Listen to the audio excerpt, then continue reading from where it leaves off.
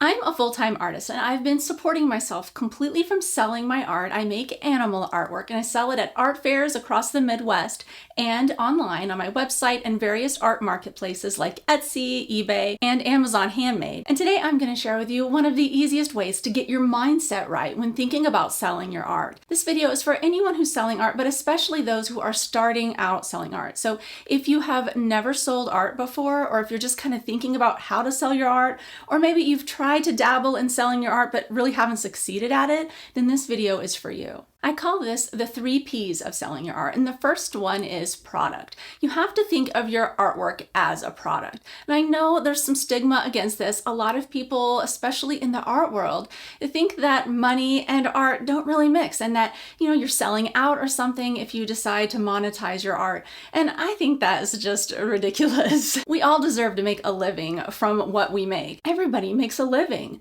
from what they produce, what they make, their productivity. And so why not artists? And so along those lines, you have to start thinking of your artwork like a business. And thinking of your artwork as a product is really simple. You just really need to think about, what would someone like to use my art for? Like, where would they hang it in their house? For instance, here's one of my pieces back here as a canvas print. That's a digital painting I made. And here are one of my acrylic paintings that I made onto a sticker. And then I also did postcards. This is also one of my acrylic paintings. I've made iPhone cases and art prints. Ultimately, you have to start thinking about what your customer would have a use for your art for. So for me as an animal artist, oftentimes people buy my work as gifts for people, or they like to, with the stickers, decorate them on their iPads or laptops. There's a lot of different things that you can kind of think out of the box with, like the cell phone cases. People love to decorate their phone cases with people's art, especially artists they know.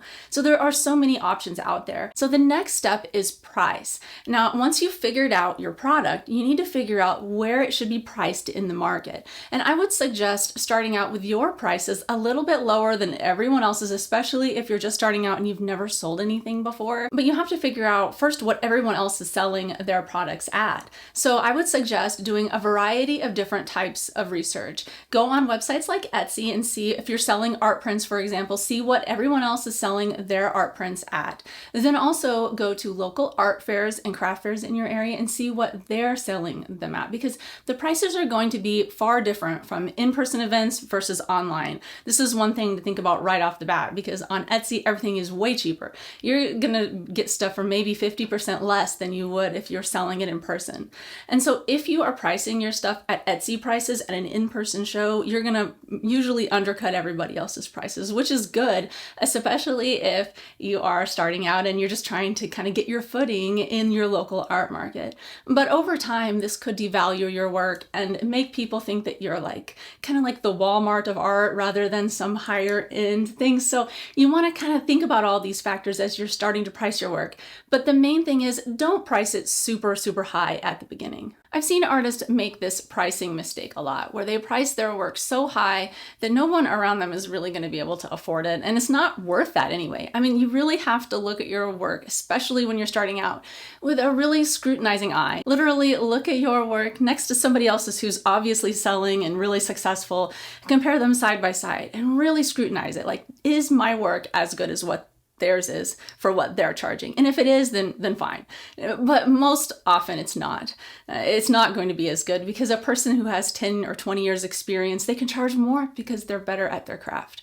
And this is just a reality of the art market. It's not only that they're better at their craft, but they're better at marketing themselves and all the art business stuff that you're learning right now. So to sum all that up, just think about researching prices and price your work a little bit less than what everyone else's is. And then that will give you really good footing to start selling your work, and you can always increase your prices from there. Last is perseverance, and it's so important to just stick with it. I think this was one of the biggest and best pieces of advice when I very first started out as my art business, doing this full-time 10 years ago. I had this older man who had been an artist full-time for 30 years of his life, and he said he was so old now that he couldn't do it anymore, but he made these beautiful sculptures. He sold them to presidents. I mean, he was a really famous, very well established artist, and he had so much of a depth of knowledge about the art business. But he gave me the best advice, which is just don't stop. And this is why this is my final piece of advice in this video. You gotta just keep going. Don't let anything stop you. Things that stand in your way, just let them bounce off of you, because ultimately you have to have that commitment, that perseverance to keep moving forward and just keep trying things. If something doesn't work, well, learn from it and try it again. I've done that a lot of times in my art career. Sometimes the failures are the best things that can happen to you, and so just persevere through them. And if you'd like to delve deeper into this topic, watch my next video on how to make art that sells. All right, thank you for watching. See you next time.